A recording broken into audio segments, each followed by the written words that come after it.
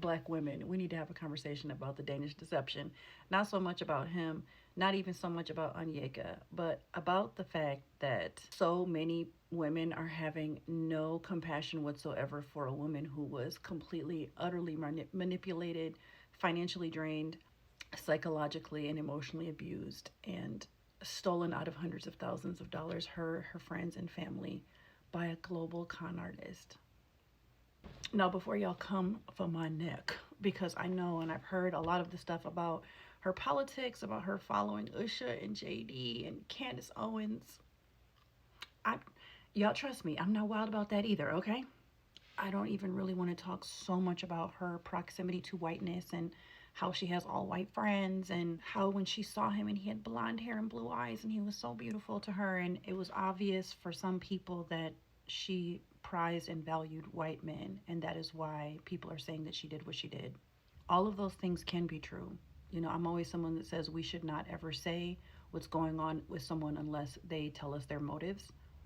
Those things might be true. We don't know, but that's really not what I want to talk about. I want to talk about the other side of it, which is how we talk about survivors. Because the way that people are responding to her is revealing such a bigger, deeper, problematic side. Because here's the thing, y'all, I'm also a survivor of a narcissist and someone who tricked me into believing that he was someone that he wasn't. Someone who hid very violent things about himself in his past. Someone who I trusted. And as someone who went through very severe narcissistic and verbal abuse and have told my story online, and then I also went into coaching for a little while. For a year, I did coaching for women who've been victims of narcissistic abuse. What I can say, it is one of the most traumatizing, damaging things. I don't think I'll ever go through anything more painful. And I was a victim of childhood sexual abuse and neglect, and have been raped, and have other traumatic things happen to me in life. And this was by far and away the most traumatic thing I've ever went through. And what Anyeka is sharing is a trauma story. And the way that other survivors can see the things that are being said about her is what's deeply, deeply problematic for me as a trauma survivor. Because regardless of those other things that might be true about her proximity to whiteness, or maybe perhaps her internalized racism, that could be true. We don't know. Regardless of that, though, she did not deserve to be abused, targeted, manipulated, lied to, stolen from, financially gutted, and then I believe she became very trauma bonded to him, which is also something I experienced, so I relate with her in that sense. And then to have him also violate her friends and family, someone who she trusted. She is the victim. That is true. And the fact that people are coming for her more than they're coming for him is really just another like sad state of reality. I feel like it's sad to see. It kind of reminds me of when people were coming for Cassie and not Diddy, or how people have come for Meg Thee Stallion and not Tory. We, for some reason, like love blaming the women who are harmed by the men because they put themselves in that situation or whatever. I don't think that someone's questionable politics, because she hasn't come out and said anything, or even maybe her internalized racism, perhaps. I don't know. I don't understand the dynamics of being a Nigerian living in America, since I'm biracial in America. I don't get those dynamics. Maybe she has them, but does that make her deserving of the kind of trauma that that man put her through? Y'all, come on, be so fucking for real. No, it doesn't. The reason why he targeted her is because she's a good person. Maybe he saw the internalized racism and capitalized on that, but is that the worst thing in the world? She's not Candace Owens. You know, Candace Owens is, I think, a, betrayer of the Black American experience, culture, people in general, because she's capitalized on it. She's taken the hatred that white people have for Black people and capitalized on it in order to make money and become a name. And I think that's what makes Candace Owens a bad person. But when you're talking about Onyeka, she is someone who perhaps has internalized racism. I don't think that makes her a bad person. Even so, y'all, some of the things I've watched, like I follow Jessie Woo, who I love. I love Jessie Woo. I watch almost all her videos, every single one. But I watched her review of this, and at the end, she was like, I don't have any empathy for her. None. None at all. And I was just thinking, what the hell are you talking about? Like, Why would you not have empathy for someone who endured an insane amount of trauma by someone who is globally known to be able to manipulate people? Like, girl, please.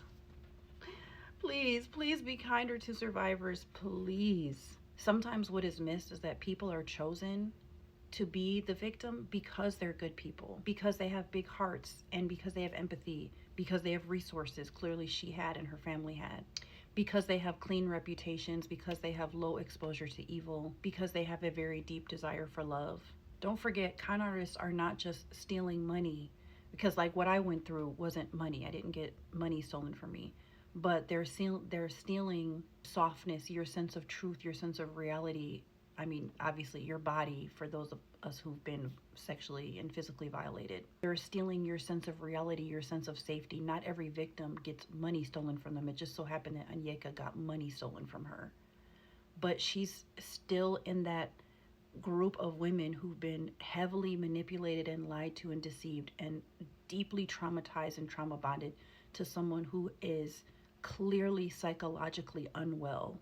And I watched the full 26-part series, and con artists, narcissists, violent men, psychopaths, sociopaths, there is no perfect victim, but we know just from having the internet that women who have become victims of this do have good jobs. Onyeka had a good job. She paid for her mortgage. Her school loans are paid off. She had her own car. She had, what, $50,000 in savings from what we can gather.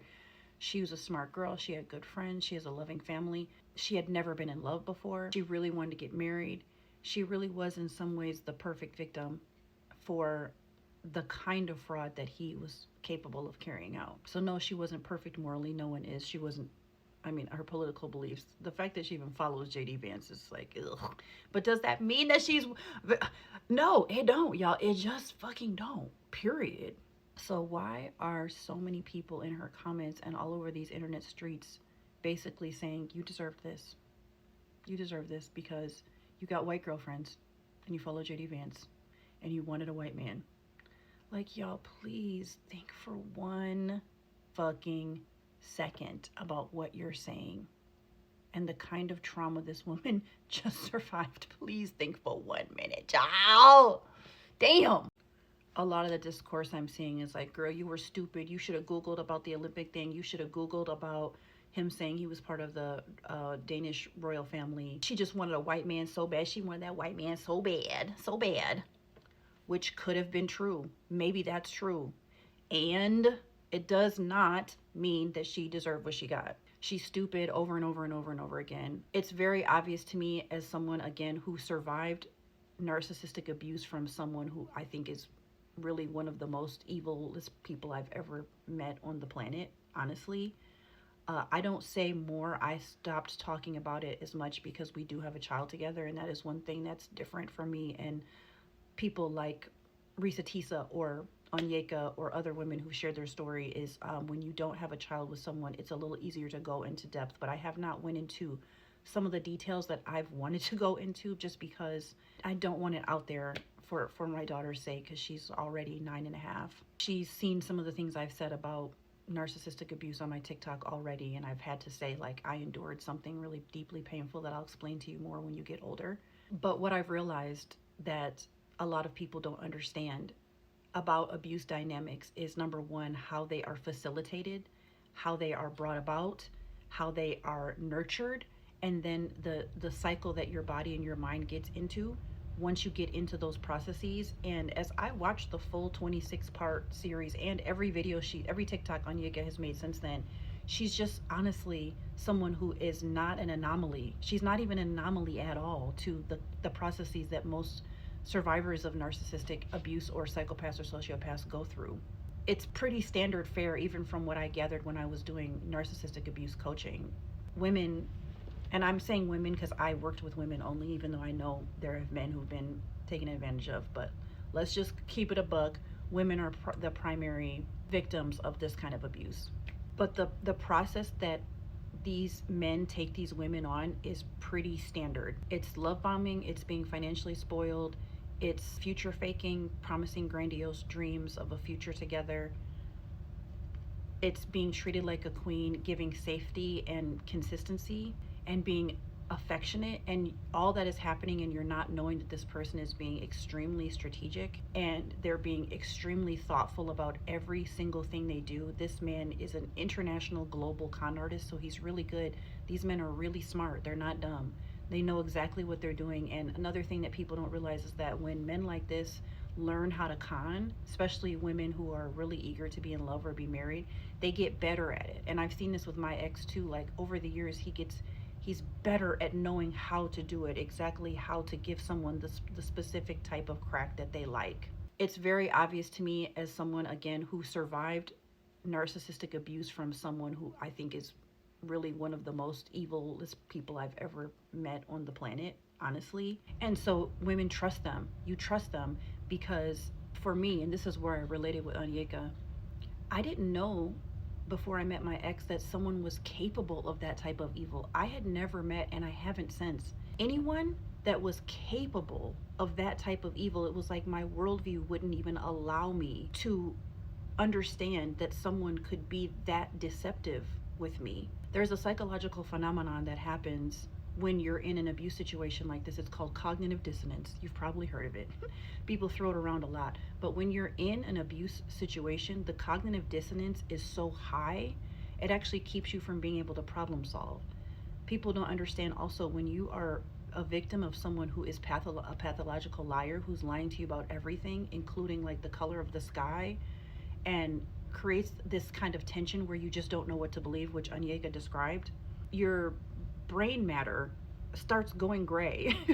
Like it literally causes brain damage. I've talked about this before, that narcissistic abuse for me was physical because it caused a high level of brain damage. Yeah, anyway, that's not just my opinion, that's a scientific fact. But the point is she was experiencing so much cognitive dissonance as your brain is trying to make sense of what is happening. And what she shares in her story perfectly aligns with that. She was constantly trying to make sense, and because he's so good at what he does, he was able to make it make sense for her, enough for her to keep staying and still wanting to be in relationship with him. That's what manipulation is. And if you've never been trauma bonded to a psychopath, a narcissist, a sociopath, someone who is capable of an evil that you've never personally experienced, it's very simple. I won't say easy, but it's simple to get caught up in the dynamics of it. If you've never been love bombed, if you've never been trauma bonded, if you've never been deceived by someone who's so good at deception, which he has to be, the kind of stories that she shared about the kind of money that he got out of people even that he had just met, this man was very, very, very good at what he did. Very good at it. And a lot of the people who are responding are pretending like they would have magically known better. And the truth is, y'all, when a con artist presents, or an abusive person presents themselves to their victim, they give you what you need to hear. They do for you what you need. So yes, many women are like, I would never give a man money. Yeah, I wouldn't either. But that's not what a con artist would do with me, because he would probably know, like, that's not my weakness. But the man who decimated my life, he preyed on what I really wanted and needed the most, which is I felt like I needed the love of a black man and I needed family. And he promised me his undying love and his family, and that he would give me a family. He actually literally even promised me that he would give me a daughter. I mean, the fact that he actually was able to do that is crazy. But he knew that's what I wanted really, really bad. And so he used those three things that he saw right away were the weaknesses that I had at that time. He zeroed in on that. And if you talk to other survivors of con artists and narcissists and things, the men, they knew that what they were dealing with, and they zeroed in on those things. So it's very easy for all of us who would never give a man money, which I never have and never will. He wouldn't have got me, but he would have went to someone like Onyeka, because he knew he could manipulate her in that way. You know what I'm saying? So try to refrain from, oh, she's so dumb, she deserved it because she gave him money. Y'all, everybody has their weaknesses. Everybody. They don't use the same story on everyone. The story, she even explained how he got money out of her friends, Crypto and Cryptisha, and how he, got money out of her parents and all these different various people. Did you notice it wasn't the same story? It was a different story. He knew the personal crack that these people like to smoke in order to get out of them what he wanted. And this man sounds like he is amazing at what he does. Amazing. The fact is, people are judging her, especially women. It's just so sad to see. As a survivor, it's so sad to see, because we have all, to some extent, 98% of us have allowed a man to lie to us or cheat on us or drain us or break us down, and have had enough cognitive dissonance that we ourselves try to make it make sense. And the way that people are responding to her, like their shit don't stink, when they're dealing with something that's, when she was dealing with something that's on a whole nother level than like backyard Bobby from down the street who we've dealt with. Like, come on, y'all. Something else that really infuriated me was a bunch of people saying, I saw this over and over again, girl, he didn't con you. All he had to do was ask.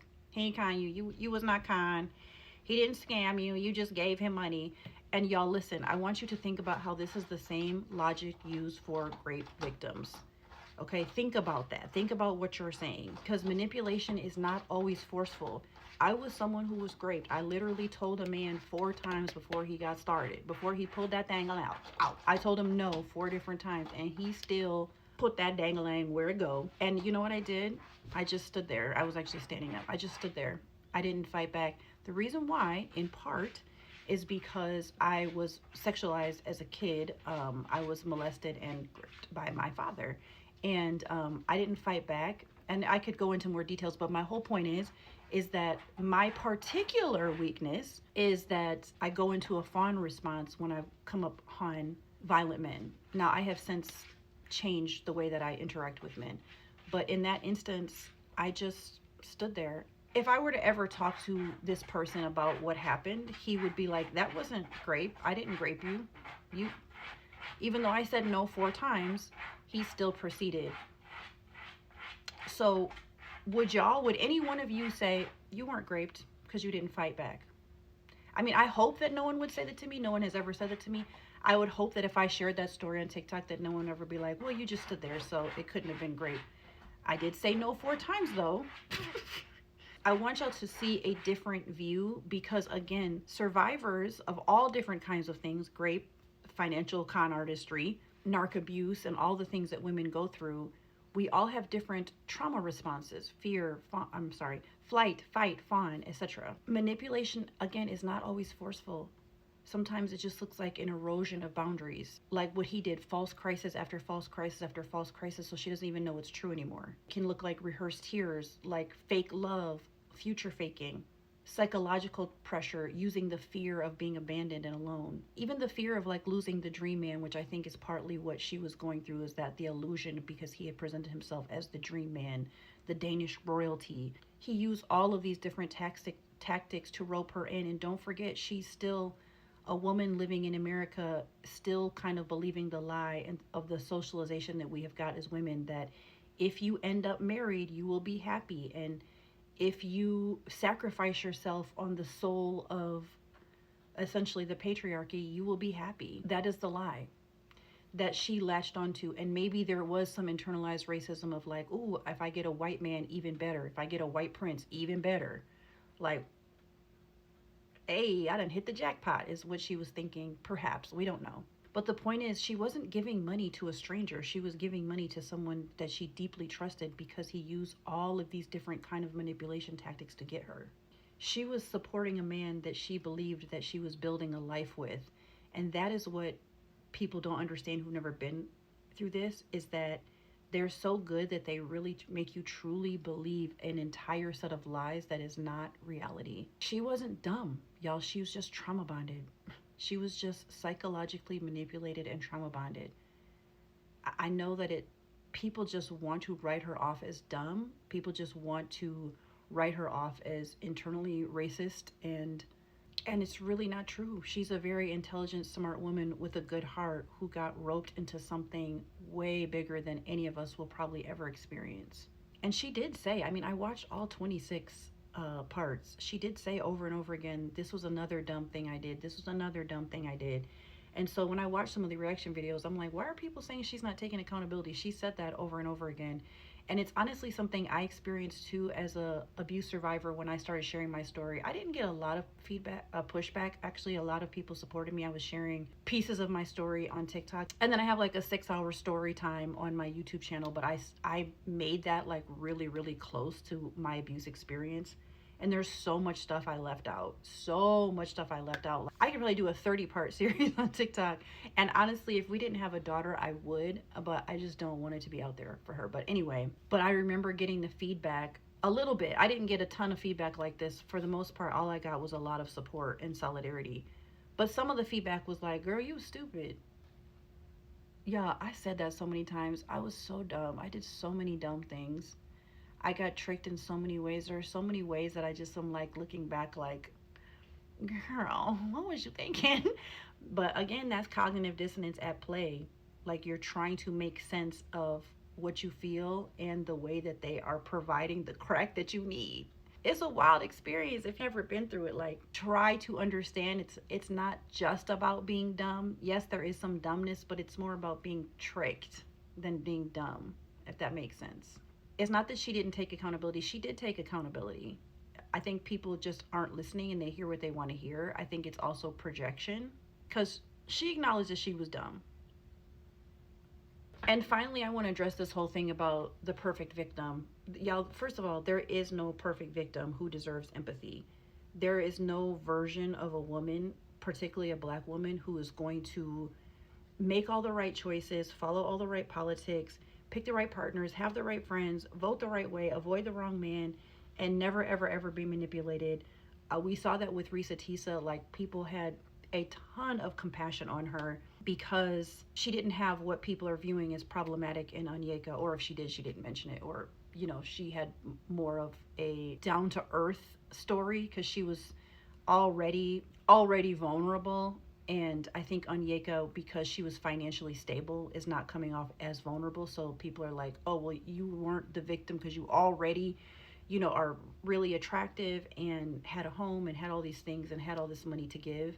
And so she doesn't feel like the good victim. And it's interesting because I feel like we talk a lot about support black women, listen to black women, believe black women, protect black women. And then when it comes down to it, it's really only applicable to some. Now, I'm going to exclude all the black women but Candace Owens. Because if this happened to Candace Owens, I don't even know if me, as a survivor of this shit, could muster up. But again, I think that she's herself a con artist. But Onyeka, I think she just doesn't fit the mold that y'all want her to fit. But empathy shouldn't be conditional. Excluding Candace Owens, empathy should not be conditional. Especially when the villain in the story has a global history of deception, theft, and fraud, and con artistry and manipulation.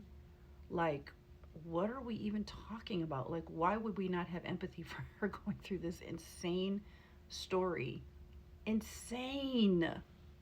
All right, let me wrap this up. People deserve empathy when they've gone through something highly traumatic. Even if they've made bad choices, we deserve protection even when we are imperfect. We deserve understanding even when we've missed red flags. It's like this whole situation with Cassie, the same thing over again. Like, I could not believe that there were black women who fixed their lips to judge her and not have empathy on her and this horrible, life-altering trauma she went through because she missed some red flags, or she got involved with him, or she stayed, or whatever weird shit that people come up with that they don't understand because they've never been through it.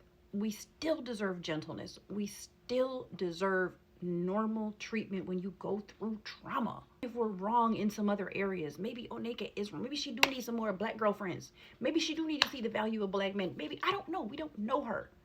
But still, goddamn, y'all. She might be too pretty and too wealthy and have too odd politics and all of these things for people to muster up compassion. But none of that makes her deserving of abuse. And the kind of things that people are saying on these internets are what other survivors can see. And she made a couple videos to address that. She was like, look, I'm fine. Y'all can hate on me. Everybody who knows me knows my heart. But she said something like, but I've had thousands and thousands of women reach out to me and say, like, thank you for saying this. I've been through this too. I'm so embarrassed. And it's actually really disheartening to see the kind of things that people are saying. And this is why I don't want to come forward with my story. This is why I'm hiding in shame. because of how awful and judgmental people are. And when you say stuff like that, when you say horrible things like, I don't have any empathy for her at all, she's just stupid, she's just dumb, what that makes other survivors feel and me feel. I mean, I'm out of it and I'm healed, thank God, but there's so many women who are in it and have lost their lives to being manipulated by dangerous men like this. When we see people say stuff like that, like she's just so dumb and she deserved it and I would never give money to a man, oh my God, because I'm so much of a better woman and human than you. What it makes you feel like as a survivor is that you were deserving of being preyed upon. You were deserving of the kind of trauma you experienced. That you're deserving of a narcissist or a sociopath or a psychopath destroying your life, potentially destroying your children, unaliving you or unaliving your children or unaliving your sister who you saw go through this, or being raped, that you're worthy and deserving of it because you were dumb, because you follow JD Vance, because you have internalized racism, because whatever, you know, for me, because I was so desperate for the love of a black man and black family, because that's what I lost when my black father abused me and went to prison. I lost the one black man who was supposed to love me forever, my own dad, and I lost him to prison and I lost my family. And so that was my particular brand of crack that I was desperate for. So there could be someone that could say like, oh, well, you deserve that because you were desperate. You were too desperate.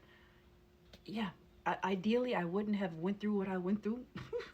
And yes, it made me desperate, and yes, I've had to work to heal from it, but I still went through it. Like, that doesn't mean I was deserving of like the immense trauma I went through that I almost lost my life to. It's really serious when we come out and say horrible things about people because of what they went through. It's serious. We need to stop.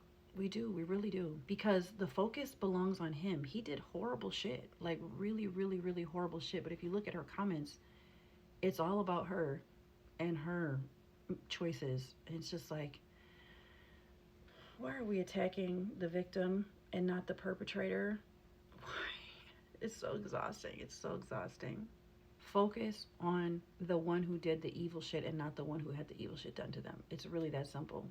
And I feel like for black women, we're the most vulnerable women in society. Like, we want safety and compassion for ourselves and other black women. That's all I want in the world. Like, that's literally one of my top life goals is to help black women have more safety, kindness, compassion in the world. As a black woman myself and as someone who's raising a black daughter, I have to stop demanding perfection from the people who need it the most. We cannot demand that Anyeka be Risa Tisa or a perfect victim in order for her to deserve compassion for being tricked by a global con artist. We just can't, y'all. We cannot. Because one day it could be you. And I pray that that doesn't happen. Sometimes I do be low-key like, damn, I feel like people would be so much less judgmental of narcissistic abuse survivors if they had went through it themselves, if they just knew the kind of damage and how easy it is to get roped into this shit. Like, damn, they would get it. And I would love to see it sometimes. I mean, not really, but you know how you're just like, damn, I really wish you'd experience this so you could understand me or other people who've been through this. And I feel like I have a deep, profound understanding of how Anyeka went through this, even though, again, I'm someone who's never given a man money and no man could ever deceive me like that. But I get the dynamics of it all. I just pray that we can soften up on survivors and see their humanity. And if nothing else, it does not cost you money to be kind. It literally doesn't. Anyway, bye y'all.